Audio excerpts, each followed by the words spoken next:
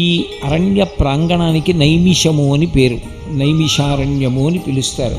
ఎందుచేత అలా పిలిచారు అంటే, ఒకానొకప్పుడు ఇంకా కలియుగం ప్రారంభం కాలేదు, ద్వాపరయుగం యొక్క చిట్ట చివరి కాలం సంప్రాప్తమైంది. ఇంకా కృష్ణ భగవానుని యొక్క అవతార పరిసమాప్తి కూడా జరిగిపోయింది. ఇక వచ్చేటటువంటిది కలియుగమని, కలియుగంలో ఉండేటటువంటి వ్యగ్రతలు ఎలా ఉంటాయి అన్న విషయాన్ని తెలుసుకున్నటువంటి ఋషులు వ్యధ చెందారు.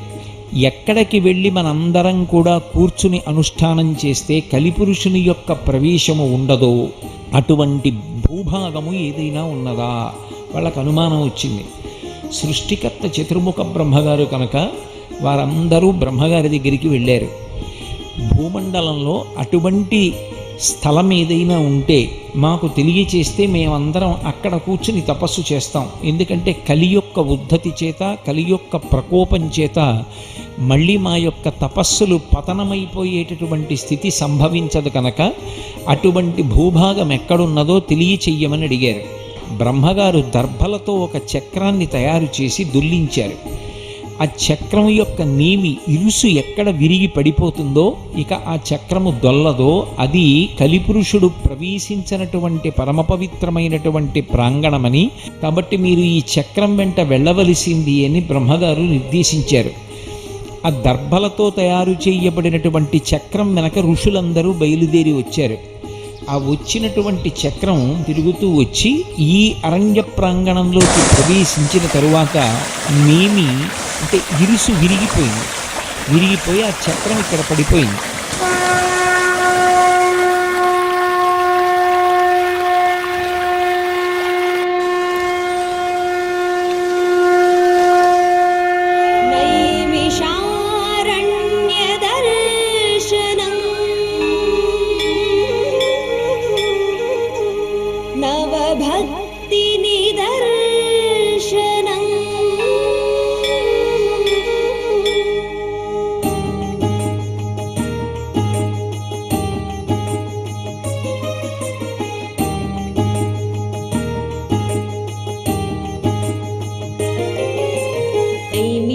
నైమిషారణ్యదర్శనం నవభక్తినిదర్శనం నైమిషారణ్యదర్శనం భవపాపవికర్షణం.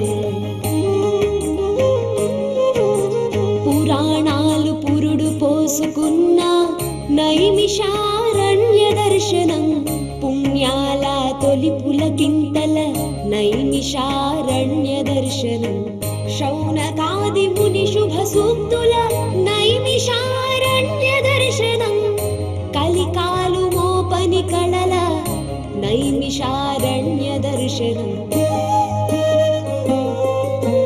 నైమిషారణ్య దర్శనం నవభక్తి నిదర్శనం, నైమిషారణ్య దర్శనం.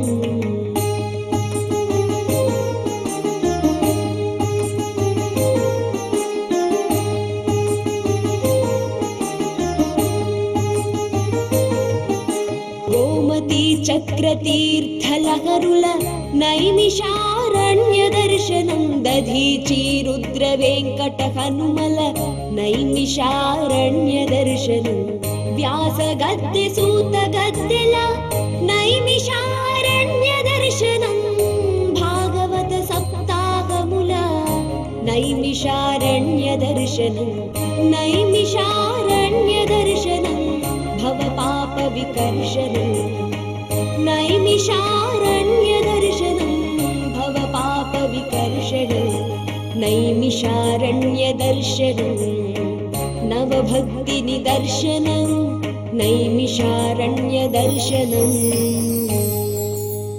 నైమిషారణ్య దర్శనం. అరణ్యోన్నిహితో జాతవేదా గర్భైవ సుస్థితో గర్భిణీభిః దివే దివైడ్యో జాగ్రవద్భిర్హవిష్మద్భిర్మనుష్యేభిరగ్నిః. అరణ్యం మన దేశం యొక్క భూగోళం పురాణాల్లో వర్ణింపబడుతుంది.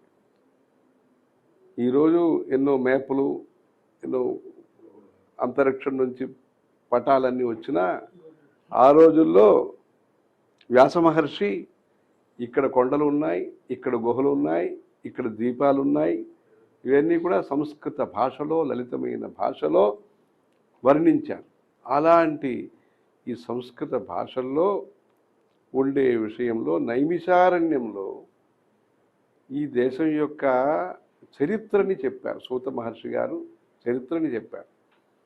వ్యక్తిగతమైన ధర్మాలేమి, ఆడవాళ్ల ధర్మం ఏమి, మగవాళ్ల ధర్మం ఏమి, పసిపిల్లవాడు ఎలా ఉండాలి, రాజా ఎలా ఉండాలి, మహర్షుడి యొక్క మాహాత్మ్యము, మంచి మనస్సు అనేది మానవ జీవితంలో ఎంత ముఖ్యమని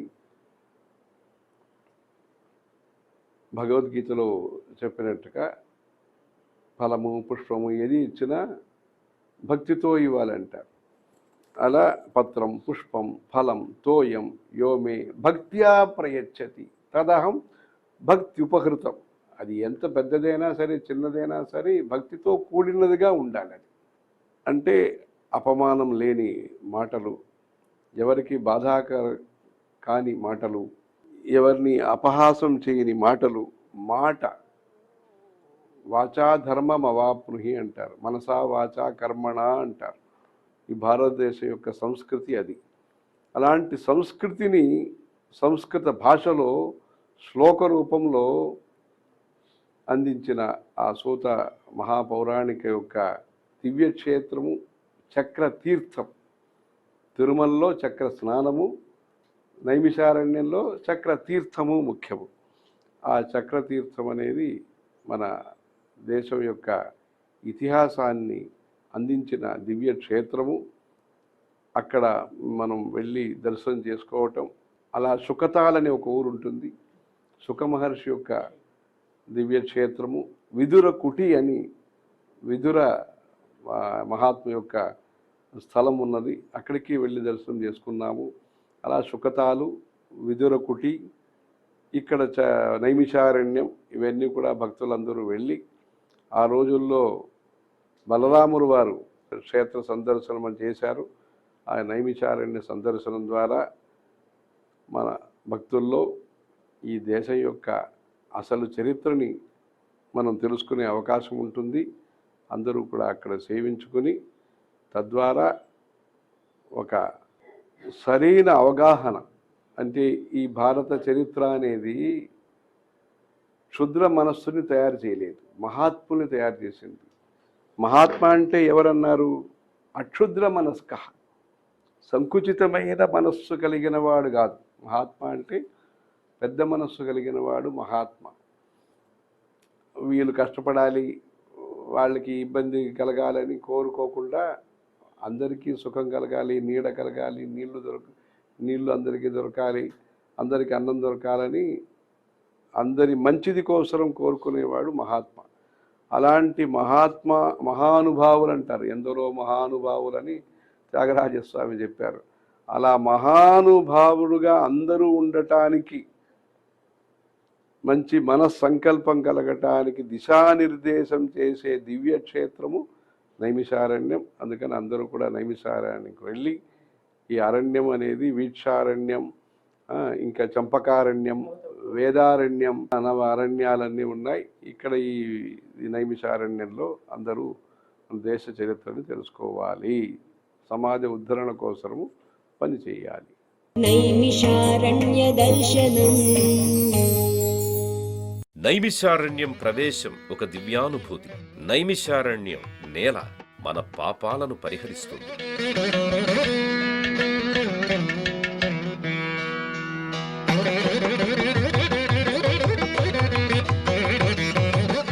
నైమిషారణ్య గోమతీ నది తన అమృత జలాలతో మానవుల జన్మలను శుద్ధి ఉనర్చుతుంది.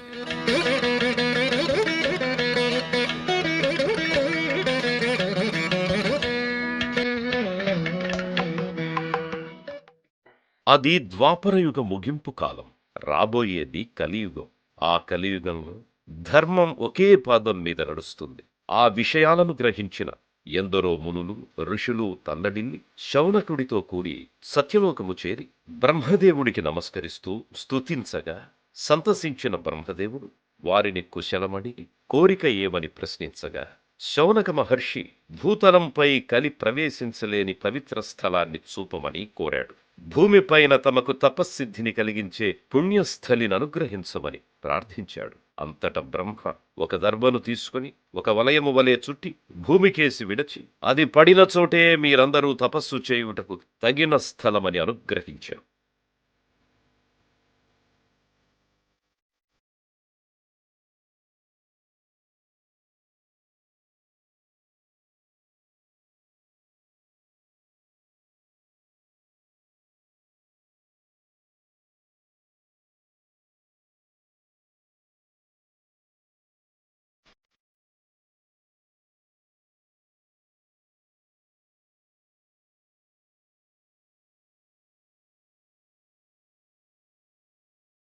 బ్రహ్మదేవుడి మహాసంకల్పము మేరకు లోకహితముగా విడవబడ్డ బ్రహ్మ మనోన్మయ చక్రము సత్యలోకము నుండి దొర్లుతూ లోకములన్నీ దాటుతూ భూలోకమునందు వాలెను.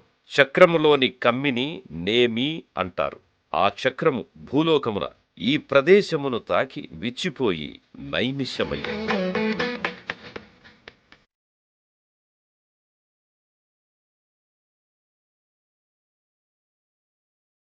ఈ ప్రదేశముననే వనమున్నది కాబట్టి నైమిషారణ్యమయ్యింది.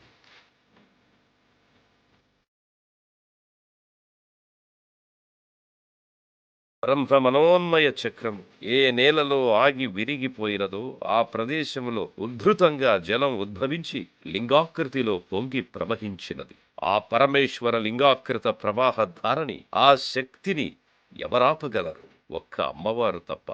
అందుకే మహాశక్తి అయిన అమ్మవారు లింగధారిణి అయిన శక్తి రూపంతో అవతరించి ఆ ఉద్ధృత ధారను నియంత్రించింది. ఆ శక్తిమయ రూపం లలితాదేవిగా విశేష పూజలందుకుంటున్నది ఆనాటి నుంచి. ఈ విధంగా చక్రం ఆగినప్పుడు ఏర్పడిన అద్భుత జలాకృతి చక్రతీర్థంగా ఆవిర్భవించింది. ఆ చక్రం విరిగిన అరణ్యం నైమిషారణ్యంగా ప్రశస్తి పొందింది.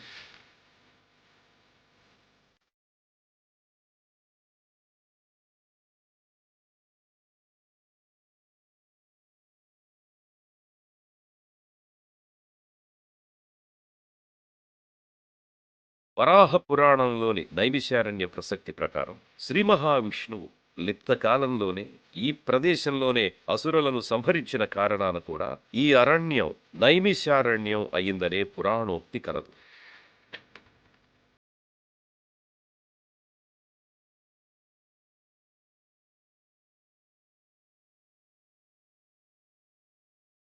జగద్గురు ఆదిశంకరుల వారు ఈ మహిమాన్విత లలితాదేవిని దర్శించి లలితా పంచకాన్ని ఈ విధంగా పురాణ ఇతిహాసములలోనే కాక చారిత్రక వాస్తవాధారాలతో కూడిన బహువిధ మహత్కార్యాలకు నైమిషారణ్యం సృష్టి ప్రారంభమైనప్పటి నుంచి ఉన్నది అన్న యోగ్యమైన మహత్వాధారాలతో ఎన్నో దృష్టాంతములతో యుగయుగములుగా ప్రస్తుతించబడుతున్నది.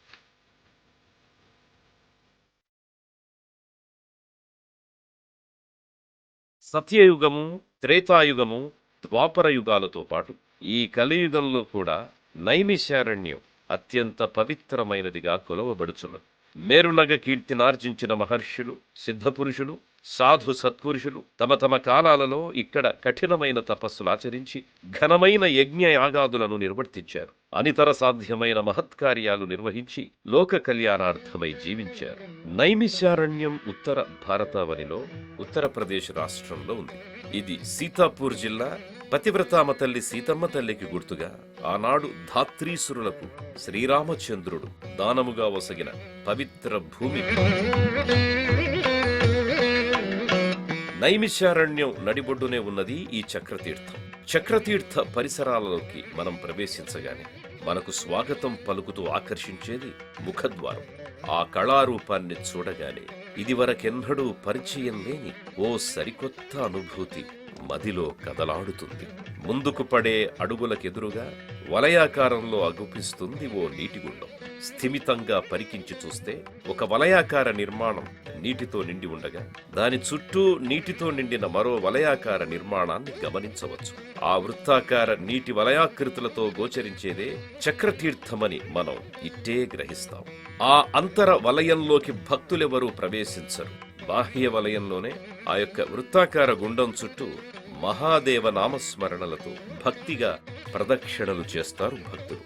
అలా ప్రదక్షిణలు చేస్తున్న వారు స్వయంగా నడుస్తున్నారా, లేదా ఊహింపనలవి గాని ఏదో అతీత శక్తి ముందుకు నడిపిస్తున్నదా అని వ్యక్తం చెయ్యలేని భావంతో మహాదేవుడి నామాలు జపిస్తూ తమ మనసుకు నచ్చినన్ని ప్రదక్షిణలు చేస్తారు.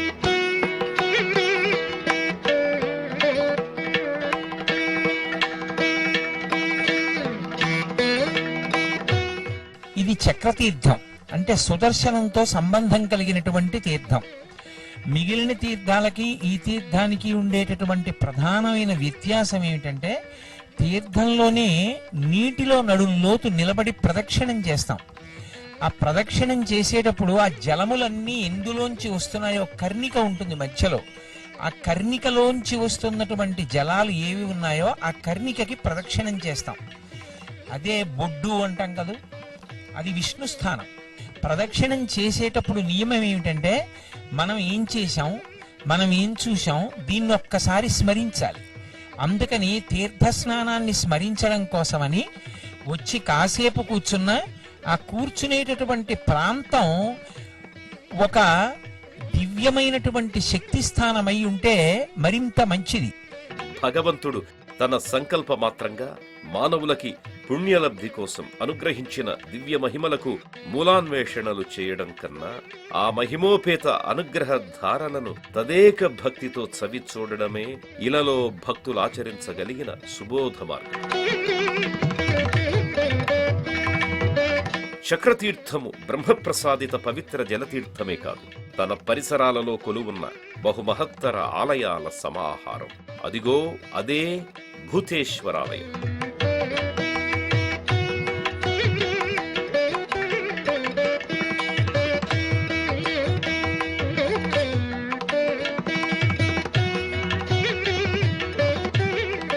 పూర్వం గయుడు అనే రాక్షసుడుండేవాడు. అతడు విష్ణుద్వేషి అయి పరమశివుడి గురించి తపస్సు చేశాడు. కాని శ్రీ మహావిష్ణువు ప్రత్యక్షమై ఆ రాక్షసుడను వరాన్ని కోరుకోమనగా గయుడు కోపించి, తాను పరమశివుడికై తపస్సు చేయుచున్నానని, నీ వరాలు నాకవసరం లేదు, నాకే వరమిచ్చేవాడివా నీవు, అల్పుడవైన నీకు నేనే వరమిస్తానని హుంకరించాడు. ఆ అసురుడి అహంకారానికి శ్రీ మహావిష్ణువు చిరునవ్వుతో, సరే, ఆ విధంగానే కోరుకుంటున్నాను, గయాసురుడు నా చేతిలో మరణించేలా వరాన్నివ్వు అనడిగాడు. ఇచ్చిన మాట తప్పలేని గయుడు శ్రీహరికి ఆ విధంగానే వరమిచ్చాడు. వెంటనే శ్రీహరి తన సుదర్శన చక్రంతో గయుడిని 3 ముక్కలుగా ఖండించాడు. చక్రధారి సంకల్పంతో గయుడి మొదటి శరీర భాగం గయలోను, 2వ భాగం నైమిషారణ్యంలోనూ పడగా 3వ భాగం బదరీనాథ్లో పడింది. శ్రీ మహావిష్ణువు అనుగ్రహ ప్రభావాన ఆ 3 క్షేత్రాలు రథక్షేత్రాలుగా ప్రసిద్ధి పొందాయి. నైమిషారణ్యంలో గయుడి శరీర భాగం పడిన తావుననే ఆలయ నిర్మాణం జరిగింది. ఇందు కొలువై ఉన్న లయకారుడైన పరమేశ్వరుడినే భూతనాథుడు అని భక్తులు కొలుస్తారు. చక్రతీర్థంలో స్నానమాచరించి భూతనాథుడిని యథాశక్తి సేవించుకున్న భక్తులకు అనేక రుగ్మతల నుంచి విముక్తి లభించి తమ బాధల నుండి తిరిపి పడతారని నమ్మిక.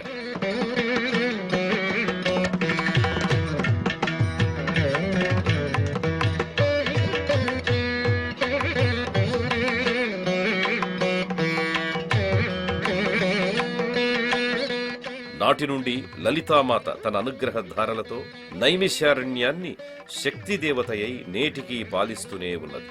సోమవతి అమావాస్య నాడు అసంఖ్యాకంగా భక్తులు నైమిషారణ్యానికి తరలివచ్చి చక్రతీర్థంలో పునీతులై లలితా అమ్మవారి శక్తిపీఠాన్ని దర్శించి అమ్మ చల్లని ఆశీస్సులు పొందుతారు.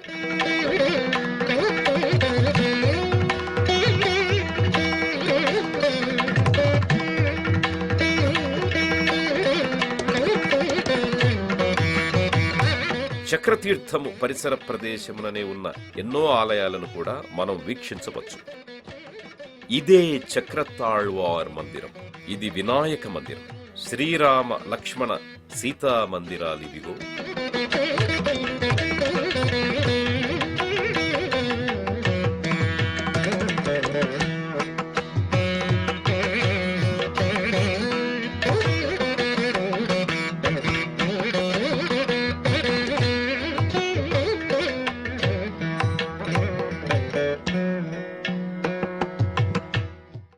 నైమిషారణ్యంలో నిర్వహించే యజ్ఞయాగాదులు అంతులేని పుణ్యఫలాలను అందించడమే కాదు, మోక్షదాయకాలు కూడా.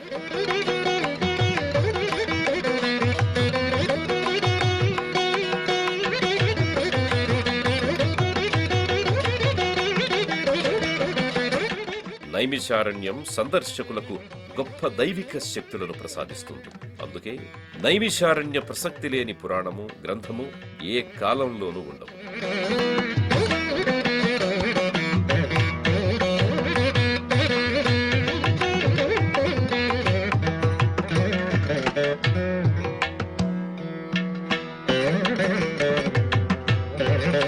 నైమిషారణ్యం 84 క్రోసుల పరిక్రమ మార్గం.